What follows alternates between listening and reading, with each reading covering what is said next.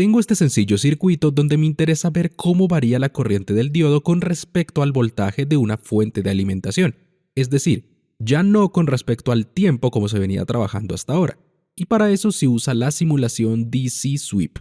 Además, veremos cómo usar los cursores para obtener valores clave que las cuadrículas usualmente no dan. Primero tenemos que asignarle un valor a la fuente de alimentación a la cual queremos darle distintos valores. Puede ser el que sea, digamos 1 voltio, eso no importa, lo importante es ponérselo.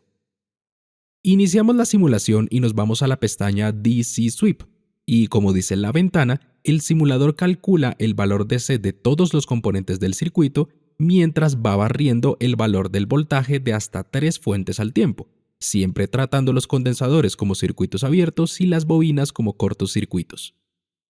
Solo lo vamos a hacer con una fuente, y primero debemos decirle el nombre. Para mi caso, la fuente es V1. Ahora el tipo de barrido, que puede ser lineal, por octavas, por décadas o una lista de valores. Seleccionamos lineal y luego nos pregunta el valor inicial, el valor final y cada cuántos voltios realizamos el incremento hacia el próximo valor. Digamos que yo quiero iniciar en 0 voltios, terminar en 0.5 voltios e incrementar cada 0.1 voltios, es decir, la fuente primero tendrá 0 voltios, se calculan todos los valores DC del circuito. Luego pasa a 0.1 voltios, se calculan nuevamente estos valores, luego pasa a 0.2 voltios, se calculan los valores y así sucesivamente hasta llegar a 0.5 voltios. Ese es el significado de los 3 parámetros. Al iniciar la simulación, observamos que ahora el eje horizontal dejó de estar en segundos, ahora está en voltios, representando el voltaje de la fuente V1 que estamos barriendo. Si mido la corriente sobre el diodo, observamos una curva exponencial pero a trozos. Y ojo, este voltaje no es el voltaje en el diodo, es el voltaje en la fuente de alimentación, que sí mantiene cierto comportamiento exponencial, pero deben recordar que este voltaje que está en el eje horizontal será el de la fuente que estamos barriendo. El simulador calculó la corriente DC para 0 voltios, le asignó un valor, luego a 0.1 voltios le asignó otro y así para cada uno de los 6 valores. Finalmente unió todos los puntos para formar una curva y por eso la vemos así tan escalonada. Estamos tomando muy pocos datos. Así que para ver una curva más adecuada, vamos a la ventana de configuración de la simulación y cambiamos el incremento de 0.1 voltios a 1 milivoltio.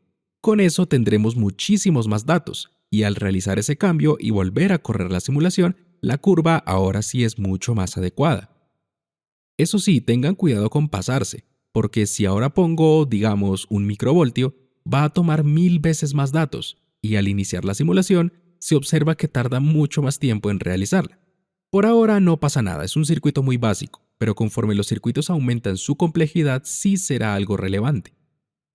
Si a mí me interesara, por ejemplo, saber el valor de la corriente del diodo para 0.45 voltios en la fuente de alimentación, puedo dar clic sobre el nombre del trazo y aparece un cursor y una ventana que voy a mover por aquí para que se vea mejor. Los cursores se pueden usar tanto en este tipo de simulación como en muchos otros. La ventana nos dice en qué valor de voltaje de la fuente y corriente del diodo está. Así que al arrastrarlo con el clic y yendo más o menos a 0.45 voltios, tenemos una corriente de 9.40 y algo microamperios. Pero, si usan las flechas de derecha e izquierda del teclado, pueden moverse de forma fina para cada uno de los datos tomados, y por eso también debemos elegir los incrementos de forma consecuente, o si no nos vamos a quedar toda la vida para buscar datos. Pero bueno, en este caso salió 9.47 microamperios exactamente. Si damos clic otra vez sobre el nombre del trazado, se abre un segundo cursor y ahora podemos comparar medidas entre los dos. Si por ejemplo arrastro el segundo cursor hasta 0.35 voltios en la fuente de alimentación, podría usar los valores inferiores de la tabla para calcular la resta de voltajes y corrientes entre los dos cursores, e incluso conocer la pendiente que estos generan, pero eso no es relevante ahora. Como la simulación al barrer generó un valor DC para cada elemento del circuito, podría dar clic derecho sobre el eje horizontal y poner alguna otra variable, que podría ser una corriente o un voltaje. Digamos, en este caso, la corriente en el diodo, que la voy a escribir tal cual, es decir, I y entre paréntesis D1. Si fuera un voltaje, pues sería V y entre paréntesis el nombre del nodo. Pero bueno, después de guardar los cambios, ahora se ve una línea recta, porque estamos graficando la misma variable en ambos ejes. Pero esto puede servir para comparar la respuesta de una variable con respecto a otra usando combinaciones más interesantes. Con esto terminamos por hoy. Nos vemos en un siguiente video. Adiós.